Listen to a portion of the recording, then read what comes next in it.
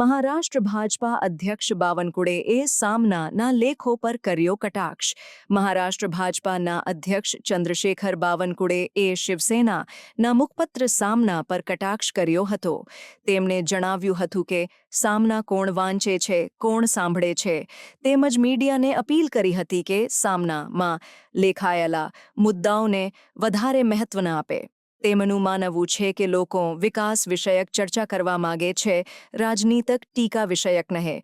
બાવનકુળેએ સામનાના તાજેતરમાં પ્રકાશિત લેખો પર પણ ટીકા કરી હતી, જેમાં મુખ્યમંત્રી દેવેન્દ્ર ફડણવીસ પર નિશાન સાધવામાં આવ્યું હતું.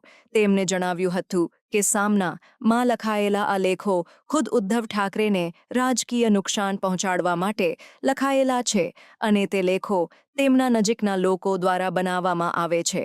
તેમણે આગળ જણાવ્યું કે સામનાના લેખોનો મુખ્ય ઉદ્દેશ્ય રાજકીય વિવાદો ઊભા કરવાનો અને લોકોનું ધ્યાન વિકાસના મુદ્દાથી ભટકાવવાનું છે.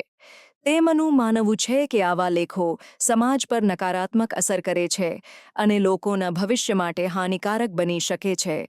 બાવનકુળેએ મીડિયાને અપીલ કરી હતી કે તેઓ સામનાના લેખોને વધારે મહત્વ ન આપે અને લોકોના વિકાસ અને સુખાકારીના મુદ્દાઓ પર કેન્દ્રિત થાય.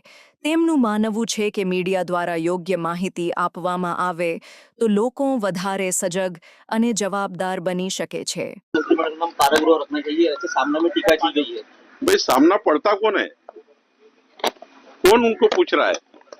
देखिए, मीडिया का उपयोग जो है, चाहे इलेक्ट्रॉनिक मीडिया है चाहे प्रिंट मीडिया है, अब महाराष्ट्र की जनता नहीं चाहती है ये टीका टिप्पणी को.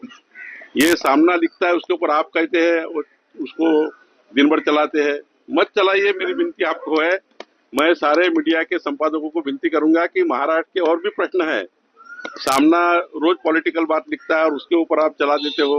सामना को काम ही हो रहा है, उनको घर बिठा दिया लोगों ने. महाराष्ट्र जनता ने सामना के संपादक को और उनके मालक को घर बिठा दिया है. उनको कुछ काम नहीं बचा है. इसलिए वो जो लिखते हैं उस पर ज्यादा मत जाइए. महाराष्ट्र की समाज के ऊपर जो आपने प्रतिष्ठा रखी है मीडिया की, आज तक महाराष्ट्र की मीडिया ने अपनी प्रतिष्ठा बनाकर रखी है.